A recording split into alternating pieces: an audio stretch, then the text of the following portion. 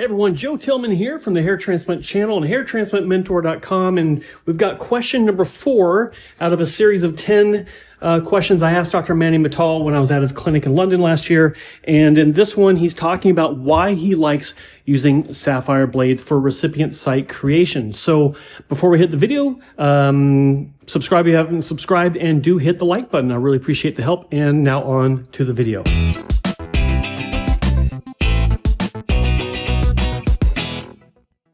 So why do you like Sapphire, and what have you tried instead of Sapphire? Yeah, I mean, look, the reason why I like Sapphire so much is I think that it generally creates a very clean incision, okay? You don't get those rippling borders. Every technician who's ever implanted on a Sapphire compared to the other things I've used, and I'll tell you in a second what else I've used, they've said it's been the best implantation that they've ever experienced, frankly speaking. So from my perspective, I take on board what my team say, because they're the ones who are going to be implanting 80 to 85% of the grafts regardless. And if they find it difficult, then, you know, the grafts getting put in are going to get crushed or damaged as a result of it. Yeah. So that's why I like Sapphire Blades. I think that the wounds generally heal a little quicker as well, as long as you're getting genuine Sapphire. There's a lot of people producing Sapphire, but they're not actually Sapphire Blades. Yeah. So that's blue glass. Yeah, exactly. Yeah.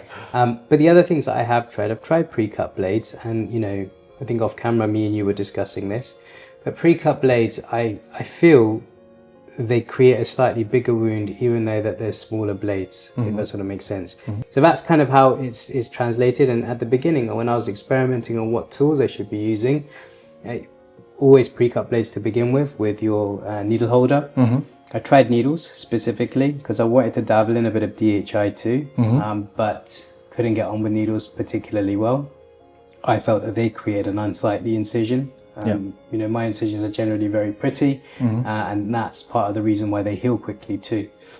And then, you know, those are the two main modalities that I've tried. Obviously, I've used DHI previously. Again, for me, I can't do more than about 1,200 grafts in a single day if I'm doing DHI specifically.